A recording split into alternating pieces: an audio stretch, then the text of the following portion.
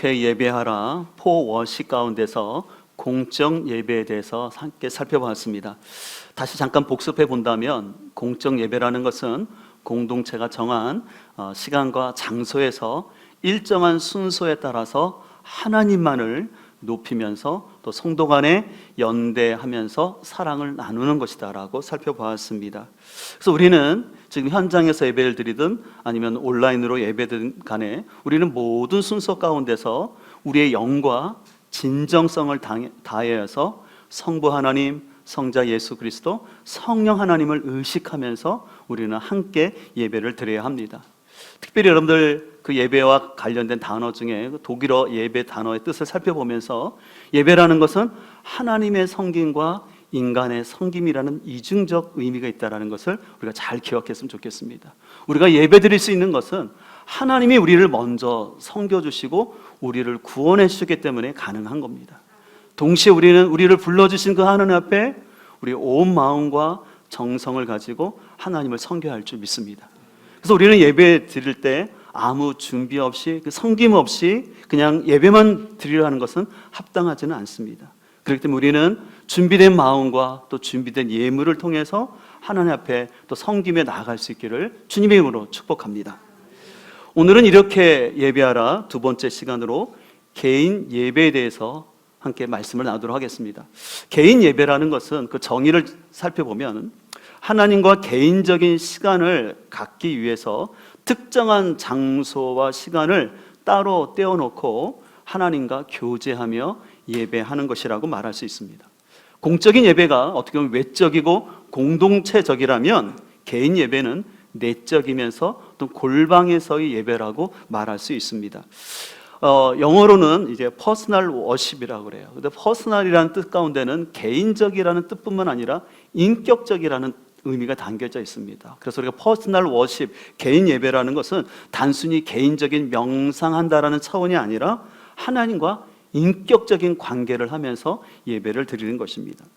자, 오늘 42절을 보면 다음과 같이 기록하고 있습니다. 날이 밝음에 예수께서 나오사 한적한 곳에 가시니 무리가 찾다가 만나서 자기들에게서 떠나시지 못하게 만류하려 하매라고 말합니다. 오늘 예수님이 한적한 곳으로 가셨다 합니다. 이 한적한 곳이라는 것은 고독한 혼자뿐인 광야라는 뜻이에요. 여러분 알다시피 예수님의 치유 사역과 또 귀신들을 쫓아내는 축사 사역으로 인해서 많은 사람들이 찾아오고 예수님의 인기가 아주 높아졌습니다. 근데 그럴 때마다 우리 예수님께서는 의도적으로 한적한 곳을 찾아가는 것을 볼 수가 있습니다.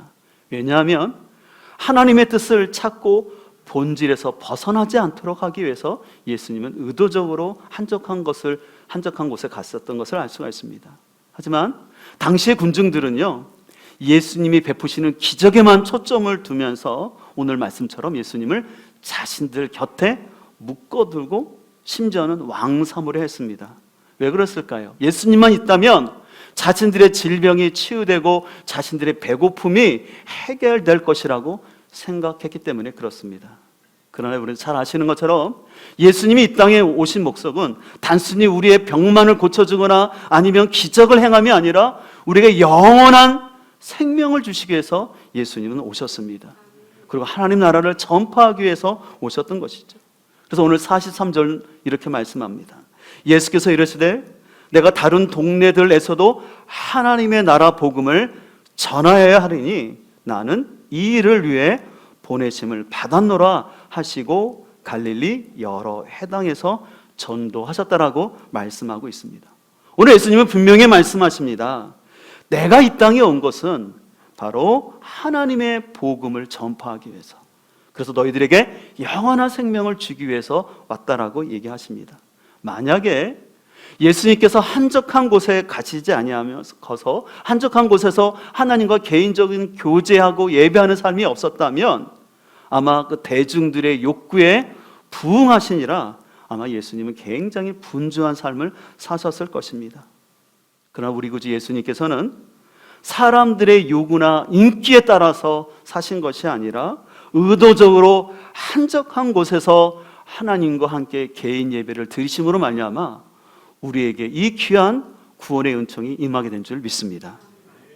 근데 바로 이런 예수님의 삶을 또 자신의 삶 속에 그대로 순종했던 한 제자가 있는데 바로 사도 바울입니다.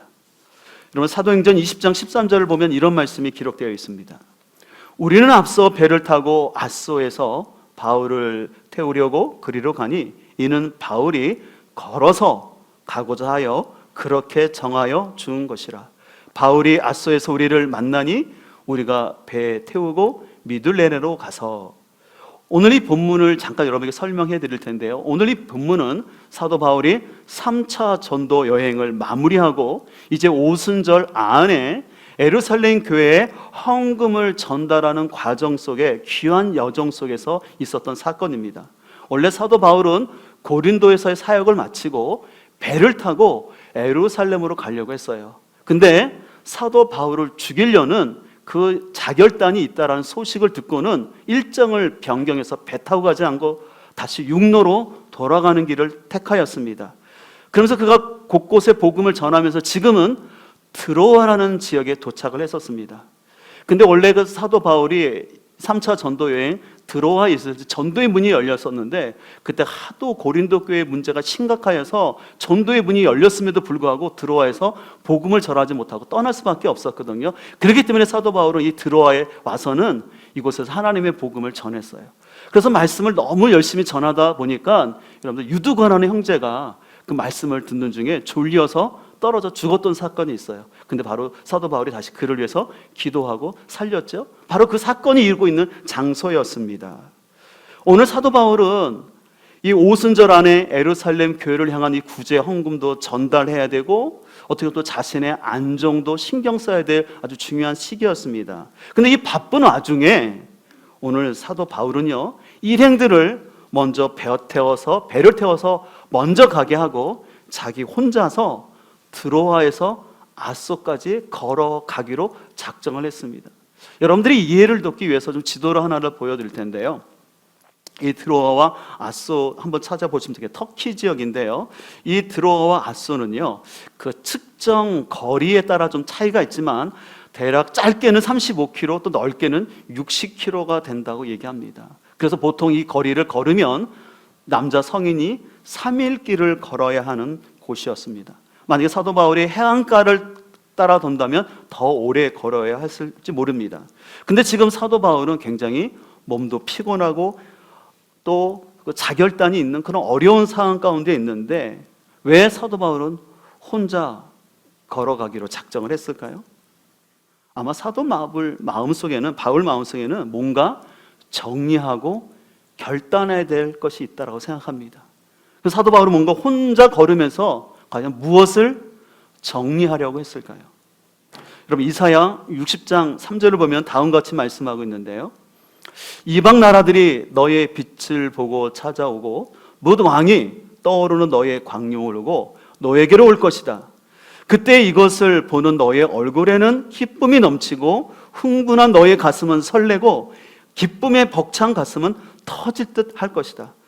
풍부한 재물이 백길로 너에게로 오며 이방 나라의 재산이 너에게로 돌아올 것이다.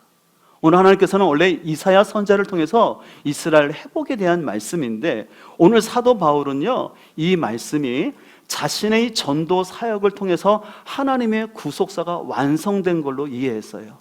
이것은 뭐냐면 유대인들은 자신들만이 하나님의 백성이라고 생각하지 않았습니까? 근데 사도 바울은 자신이 하나님의 부르심에 따라 이방인에게 복음을 전하고 그리고 이방인들이 헌금한 것이 예루살렘에게 전달되는 것은 바로 오늘 이사야서에서 말했던 이 말씀이 성취라고 생각했습니다. 그렇기 때문에 그 성취의 열매로서 오순절 안에 이 헌금을 전달하기를 원했던 것이에요. 실은 사도 바울이 이 헌금 때문에 참 많은 인격적인 모독을 당했어요. 어떤 모독을 당했냐면 사도 바울이 겉으로는 사례비를 받지 않겠다라고 얘기해놓고는 그는 자꾸 성도들에게 헌금을 강조하는 사람이다라는 오해를 받았어요. 사도 바울은 결코 개인적인 목적이 아니라 사도 바울은 구속사의 넓은 관점에서 이방인의 그 교회에서 얻어진 그 헌금을 통해서 예루살렘 교회를 구제하는 것은 바로 말씀의 성취라고 봤던 것이었어요. 그렇기 때문에 사도 바울은 그 많은 오해 속에서도 이 기쁨의 예물을 가지고 예루살렘 교회에 전달하고 싶었던 것이었습니다.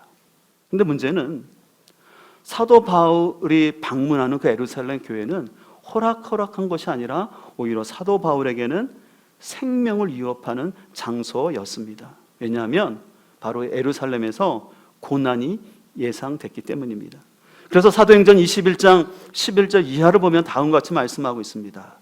우리에게로 와서, 바로 누가를 말하는데요, 누가와 일행들이 있는데 바울의 띠를 가져다가 자기 수족을 잡아매고 말하기를, 이것은 뭐냐면 유대에서 온 아가보라는 한 선지자가 이 예언을 하는 겁니다. 그래서 뭐라고 말씀하시냐면 성령이 말씀하시되 예루살렘에서 유대인들이 이같이 이 띠 임자를 결박하여, 사도 바울을 말하는 거죠, 이방인의 손에 넘겨주리라 하거늘, 우리가 그 말을 듣고 그곳 사람들과 더불어 바울에게 예루살렘으로 올라가지 말라라고 권했다라는 것입니다.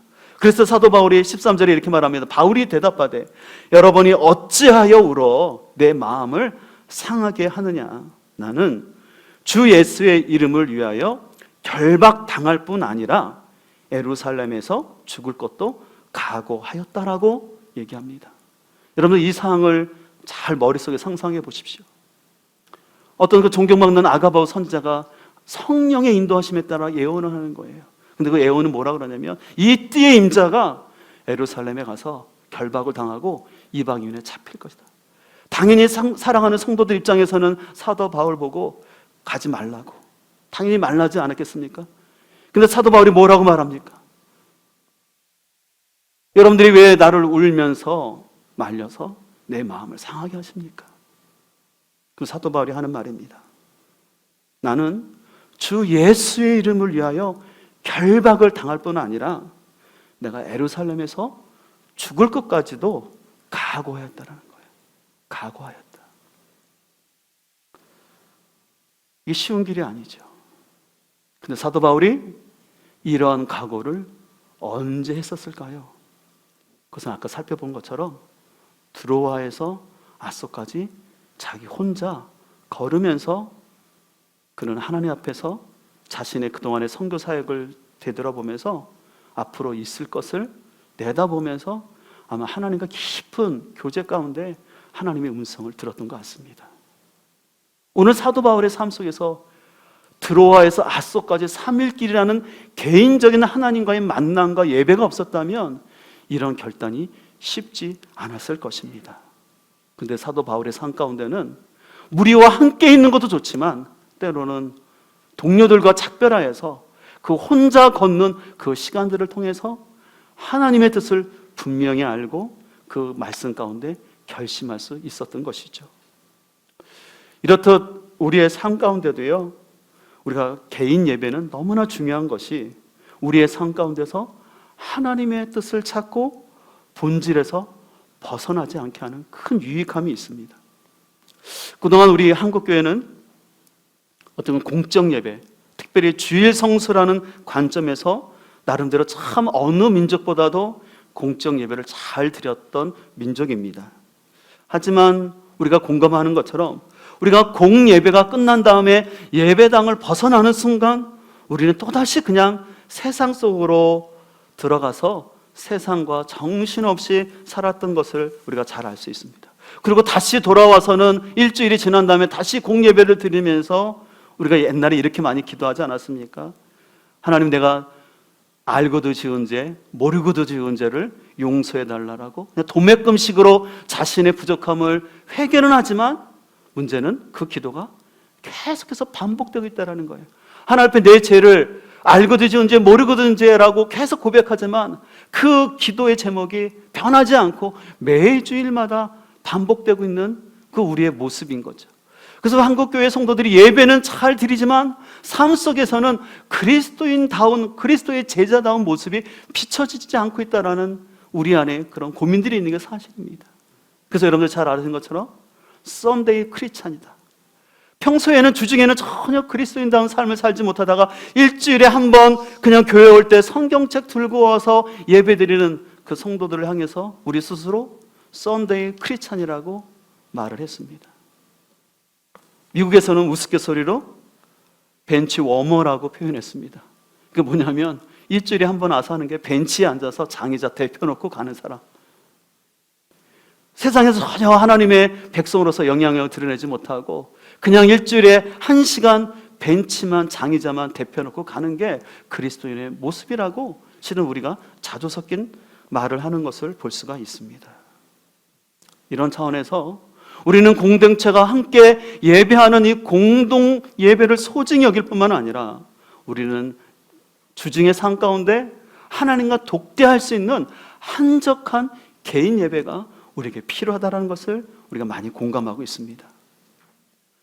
우리가 개인 예배 없이 그냥 공동 예배에만 형식적으로만 참여하게 되면요, 시간이 갈수록 변화가 없는 자기 모습 때문에 갈등하게 돼요.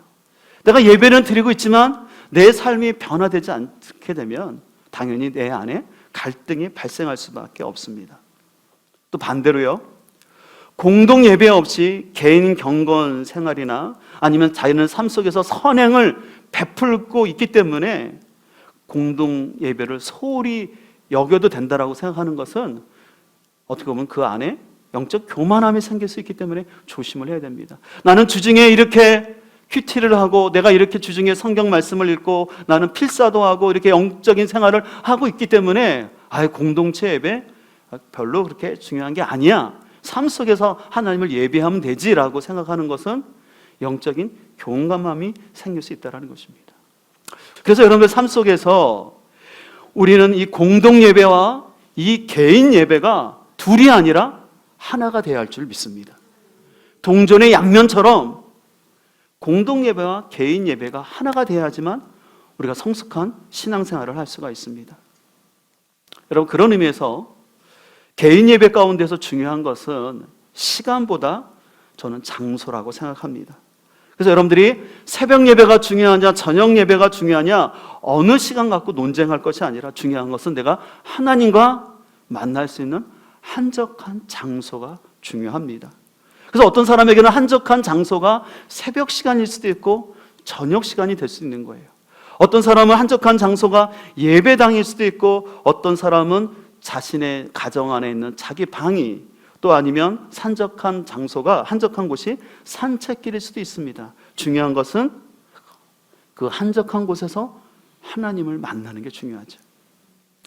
제가 지난 화요일 날 성경의 읽어진의 좀 전문 강사 과정이 마치고 있는데 월요일과 화요일 이틀에 걸쳐서 그 팀 티칭 프로젝트라고 그것을 진행하고 난 다음에 이제 저녁 다윗의 장막 기도 시간에 잠깐 시간이 남았어요. 저녁 먹고.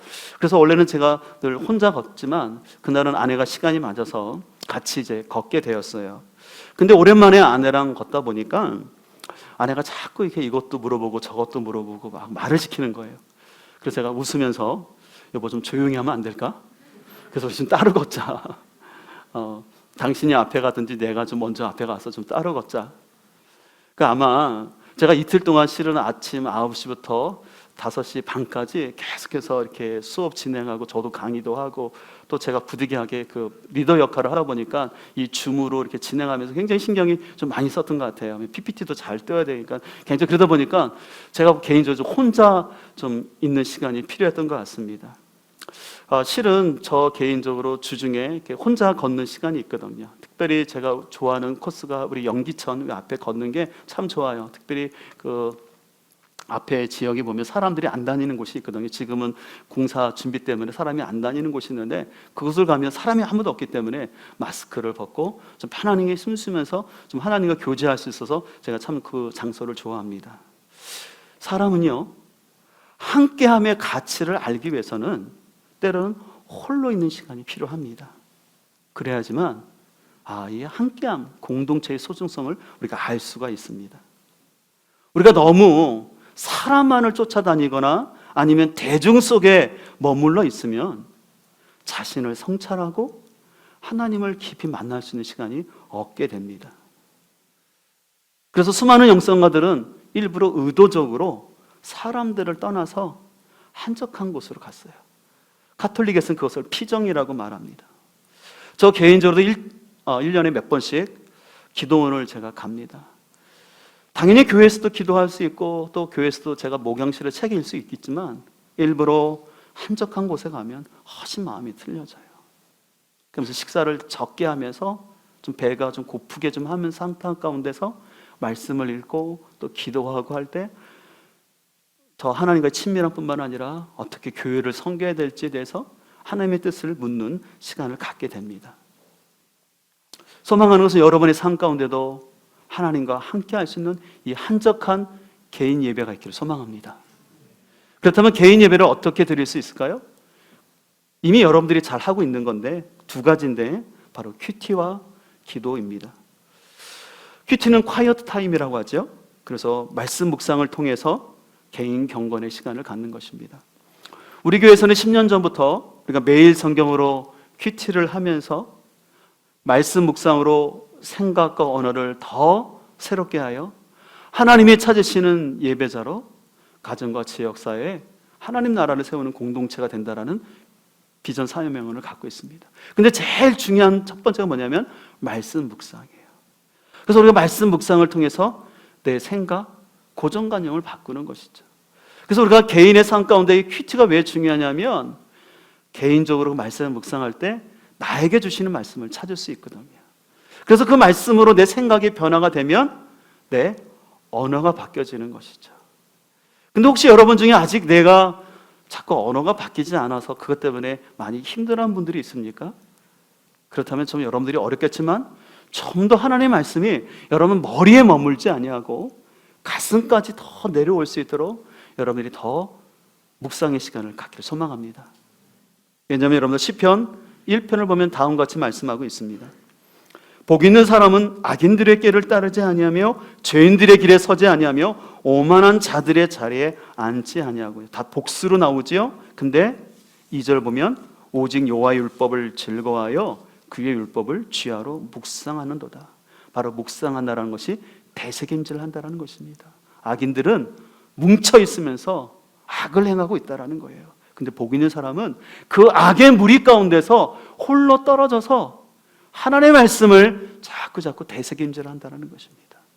되새김질 한다는 것은 아까 말한 것처럼 머릿속으로만 하나님의 말씀이 담겨져 있는 것이 아니라 그 말씀이 내 가슴까지 내려오는 거예요. 그래서 내 마음속에 새겨질 때 그 새겨진 말씀으로 인해서 조금씩 내 언어와 행동이 변화될 수 있습니다. 여러분 꼭 기억하십시오. 사람은 성경을 알아서 변화되지 않더라고요. 성경 지식이 있어서 변화되는 게 아니라 그 말씀이 묵상되어서 자기 가슴 깊이 새겨질 때 변화가 되는 거예요. 소망하면서 여러분들이 그동안 큐티를 잘하고 계시는데 더 축복하는 것은 이 말씀을 여러분들 더 깊이 되새김질할 수 있는 그 한적한 곳을 더 여러분들 찾아갈 수 있기를 소망합니다. 그런데 이런 큐티는 개인 기도라는 것과 함께 어울려져야 됩니다. 그래서 이 말씀 묵상과 기도는 같은 바퀴인 거예요. 하나만 있어서는 결코 안 됩니다. 같이 골라가야 합니다. 그런 의미에서 누가복음 6장 12절은 이렇게 말씀합니다. 이때 예수께서 기도하러 하시러 산으로 가사 밤이 새도록 하나님께 기도하시고, 예수님께서는요 밤이 새도록 하나님께 기도하신 다음에 그 다음을 보게 되면 제자들을 선택하세요. 예수님 아주 중요한 일을 앞두시고 밤이 새도록 기도하셨어요. 또 마가복음 1장 35절을 보면 새벽 아직도 밝기 전에 예수께서 일어나 나가 한적한 곳으로 가사 거기서 기도하시더니라고 말하고 있습니다. 오늘 예수님은 한적한 곳을 찾으시는데 때로는 밤새도록 한적한 곳을 찾을 때도 있고 때로는 새벽 시간을 통해서도 하나님 앞에 나가 기도했던 것을 볼 수가 있습니다. 여러분 이런 차원에서 우리의 신앙이 이론적인 신앙에 머무르지 아니하고 체험적인 신앙, 하나님을 인격적으로 만나기를 원하신다면 여러분들 가운데 기도의 습관이 꼭 만들어지길 소망합니다. 우리가 왜 그러냐면 이런 습관이라는 게 참 쉽지가 않은 거예요. 참 우리는 본래부터 죄가 가득하기 때문에요. 나쁜 것은 금방 습득해요. 금방 습득할 뿐만 아니라 영원토록 간직하려는 게 우리의 모습이에요. 근데 우리 안에 선하고 좋은 건 그렇게 하기가 싫은 거예요. 그 대표적인 게 하나가 저는 기도라고 생각합니다. 우리가 기도가 얼마나 좋다는 걸 알지 않습니까? 근데 참 기도처럼 습관 들이기가 어려운 게 기도인 것 같아요. 우리가 교회는 참 많이 다니지만, 많은 사람들이 교회 와서 이렇게 예배는 드리지만 막상 개인의 삶 가운데 하나님과 1대1로 그냥 기도하기가 참 어려운 거예요. 그래서 실은 기도는 저는 훈련이라고 생각합니다. 어느 사람도 날 때부터 유전적으로 기도하는 사람은 없어요. 여러분들 그 부러운 사람 있죠? 어느 권사님들은 기도하면 막 2시간씩 막 기도하는 분들 되게 부럽잖아요. 절대 여러분들 부러워할 거 아니에요. 그분들에게 하나님 특별한 유전자를 주신 게 아니에요. 그분들도 훈련되었고 습관이었기 때문에 그런 거죠.